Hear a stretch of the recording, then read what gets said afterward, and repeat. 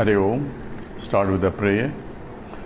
Om Sahana Vavatu Sahanau Bhunaktu Saha Viryam Karavavahai Tejasvinavadhitamastu Mavid Vishavahai. Om Shanti Shanti Shanti. Harihi Om. Sri Gurubhyo Namaha. Harihi Om.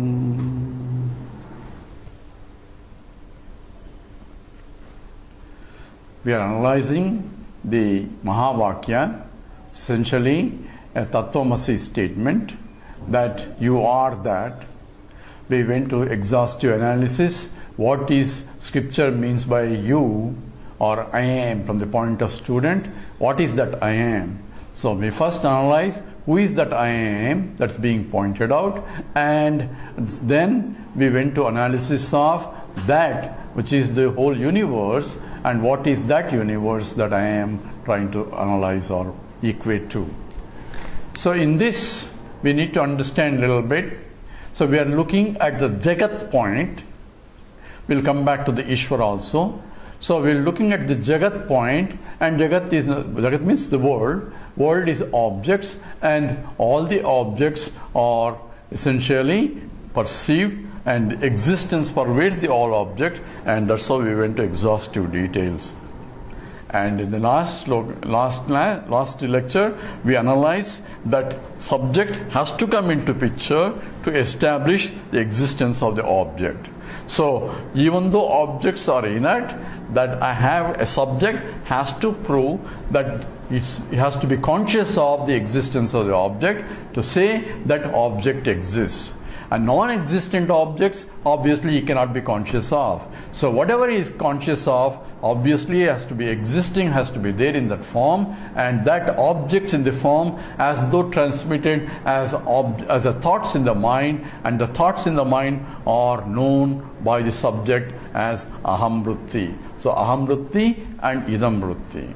And who am I inquire? This is in terms of who is that ahamvritti or who is that I am. But also now we are looking at what is this idam. So far we have systematically analyzed what is that, how perception occurs.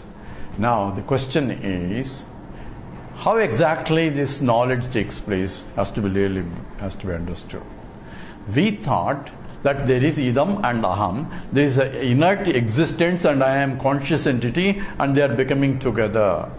But now let's go into more details in terms of exactly how perceptual knowledge takes place. We did discuss this in the lectures before. Now we have to bring in that knowledge now to understand exactly where consciousness exactly come into picture and what exactly the inertness is.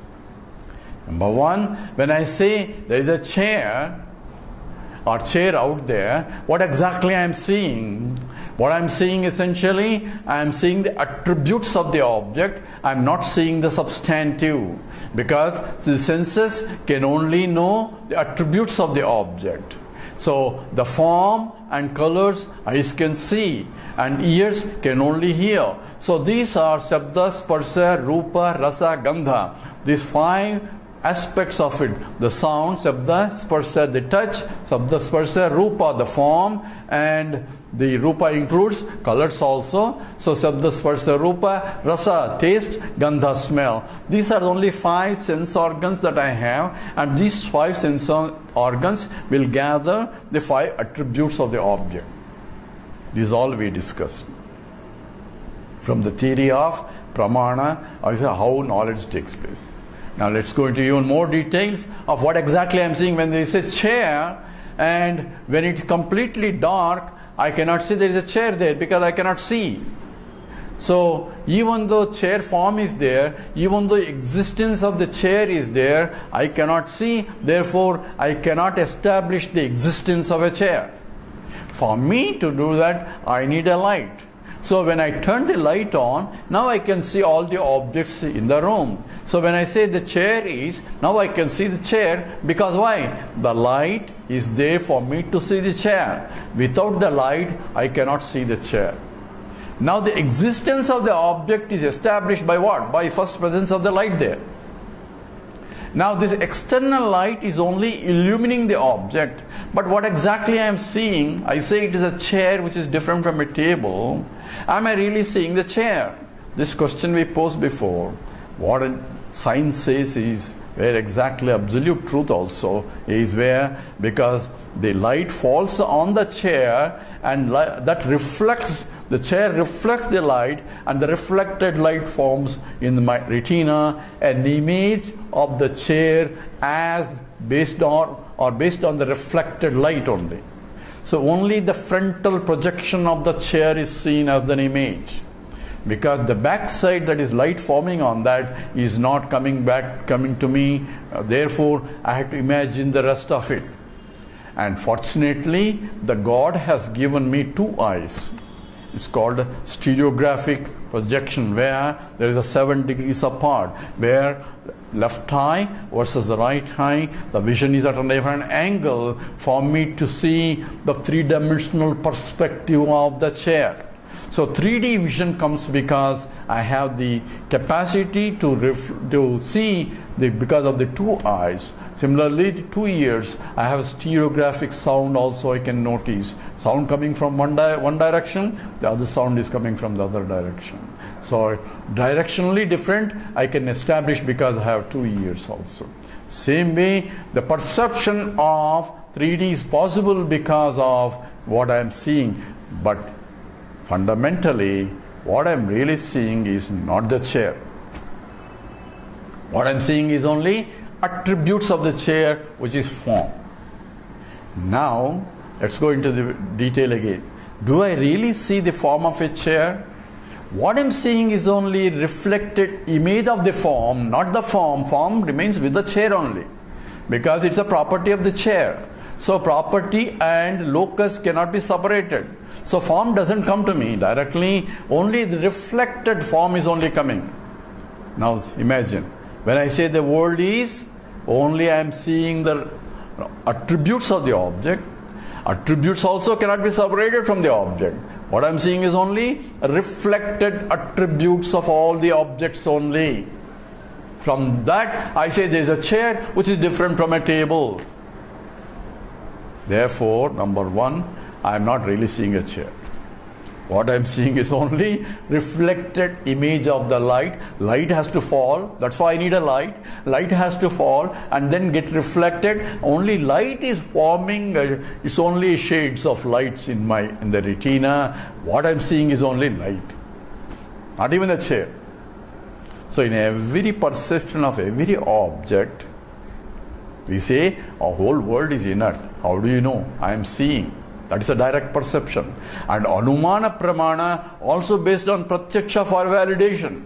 Therefore, Pratyaksha becomes a more fundamental basis for establishing the world is. And when you say world is inert, how do you know? Because I can see the objects and therefore I say it is inert. But how do I am seeing? I am only seeing reflected light from the object and seeing only the light of the different shades in the light, making me a picture of the chair picture. If it is a uniform all over reflection, then I cannot distinguish the chair. It's a bright light, everything is coming, there is no difference in each light part, then I cannot distinguish a form. Forms cannot be seen. Particularly when there is too much bright, I can go blind, because all I am seeing is only light from all directions only. I cannot distinguish the one reflection from the other reflection. Therefore, it's only reflected attributes of the object. Objects I am not creating. It's a Ishvara Srishti. So the form is not creating, but image of that form is forming in my mind.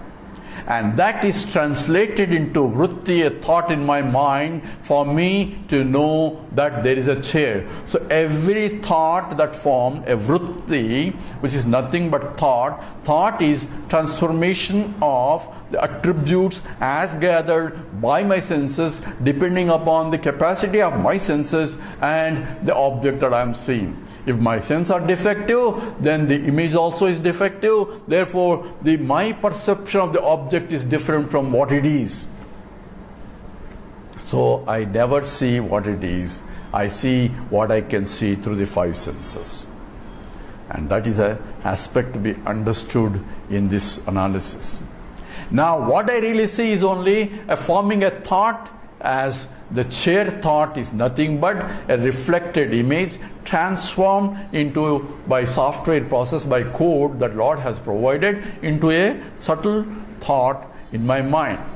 The contents of that thought are the contents of the attributes of the chair that I have gathered through the process. All that has to be understood. Contents is not a chair. Chair is out there. Fortunately, chair is not coming into my mind. Chair is, thank God, is out there. What is in my mind is only a subtle impression of that chair out there as gathered by my sense organs, depending upon the quality of my sense organs or capacity of the sense organs. Now, even that thought I know only because of same reflection process again.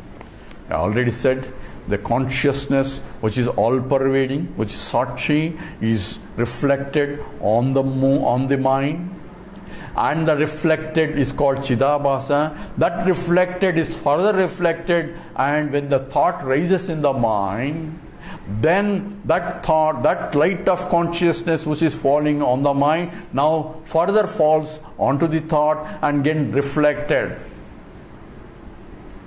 Now what is getting reflected?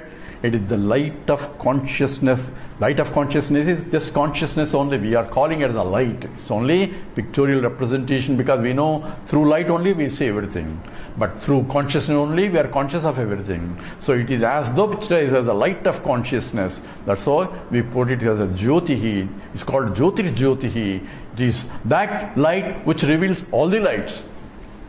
And even the sun I can see, even though sun is self-shining there, light of that sun has to go into my eyes and form an image of that sun. It is again a thought that has to be illumined by the light of consciousness only. That is what is involved in every perception. Now remember, what are we trying to prove? We are trying to prove that it's only consciousness that is acting as though and appearing as different, because it's only a reflection of the thought coming back. It's a reflected consciousness only that is a knowledge of the thought. Knowledge of the thought is same as knowledge of the chair. Knowledge of the chair is knowledge of the chair, table, everything. Therefore, knowledge of the world, we say world is because thoughts are because my consciousness is beaming every thought that is raising. When I say I am conscious of every thought, that means consciousness that I am is as though illumining every thought. So what am I really seeing? I am not seeing the world. I am not seeing the chair. I am not even seeing the thought. What I am seeing is light of reflection of the reflected light of consciousness coming back. When it sees that, it says, this is a thought chair that I am seeing, and the thought chair I am seeing because there is a thought out there. Even the out there is also another concept that is coming because of the spatial resolution. Because space is nothing but simultaneously seeing 2 points. That's what defines a space. But I cannot directly see space. So all that involved in every knowledge. So every knowledge has consciousness is beaming through directly or indirectly. First through the mind as Chidabhasa, and then reflected by the thought and back to the mind, and therefore there is Ahamvritti and Idamvritti raising both in the mind. Idamvritti is consisting of the properties or the attributes of the object, or reflected attributes of the object. And Ahamvritti is the knowledge of everything, because the consciousness is coming back again to me. Therefore, consciousness that I am, existence as a thought, are together forming as I am conscious of the existence of the thought, which represents the existence of object out there. So this is exactly what knowledge is. So when scripture says you are that, so in every knowledge, the consciousness is I am. Things are moving, other thoughts are coming and going, but I am not moving at all. I am not changing. I am that absolute consciousness, because of which I am conscious of the whole world, because the whole world has to be or nothing but objects. Objects become thoughts, and thoughts are in my consciousness. I pervade the whole whole thought, therefore I pervade the whole objects also. So that's where I am, in fact, is that which is the real. Everything else is only apparent. My problem is, unfortunately, I'm paying attention to the image rather than how I know. When I'm paying at the chair, what I'm seeing is only light. But I am seeing a chair which is different from a table. My attention to the object that is reflecting rather than the reflected light. So when you see my hand, you're seeing only light there. But say, oh, I'm seeing your hand, because I am giving importance to the object that is reflecting rather than what I really seeing is only the light. So scripture says it's not that. Neti, it's not the object, but because of which object is seen. That alone is real. So looking at my hand and paying attention to the light of consciousness and recognize that it is the light of consciousness, because the light here forms a vritti and the vritti is reflected by the consciousness. So paying that attention, shifting my attention to the light of consciousness in every knowledge that is taking place. So every knowledge is nothing but knowledge of objects. But every knowledge of objects involves consciousness that I am. Without I am, there cannot be. But all this is required, as an instrument is required for this, because pure consciousness is beaming through all the time. Mind is required to reflect it, and the thoughts are rising in the mind, and that has to get reflected back. All that is taking place in my presence. So I have to see, while I looking at an object, shift, it is not the thought, it's not the object, but it is because of which thought is seen. It is the light of consciousness that I am really seeing. So I am the light of consciousness. So recognition, that is recognition of I am the source of consciousness, because of which everything is revealed. Without me, nothing can be revealed. That becomes the real knowledge or real shift in attention. Now what exactly, how consciousness pervades in everything, we go back to how we analyze the Sat part, and we'll analyze that as a Chit part also, to combine how knowledge becomes the source of the whole universe also. Because the same logic has to apply, and therefore I am Satchidananda Swarupam, and that has to be understood. And for this only where the scripture is telling us the pramana, the means of knowledge. Not only you are pure consciousness, but even whole world that you are seeing, idam, is only a reflected consciousness of yourself. That has to be recognized through proper analysis. Otherwise, I reject the whole world. I am not that, and only I ended up as a Advaitin, because I am and not that I am. All this that I am not and I am, which is different from all that. That is only Advaita. Many philosophers come up to that point, but Advaita tries to unify as one, because it is that which is cannot be seen, but it is there because of which everything is seen. That we need to know. That in the next talk we'll give, completely wrap up in some form as the Jnana part. We have to also understand there is a Jnana Prakriya and why this knowledge doesn't sink even though we understand it. And what exactly sannyasa means, what exactly I have to give up, all this becomes clear when we come back in terms of how do we put all these things together. Om Purnamada Purnamidam Purnat Purnamudachyate Purnasya Purnamadaya Purnameva Vasishyate. Om Shanti Shanti Shanti. Harihi Om. Sri Gurubhyo Namaha. Harihi Om.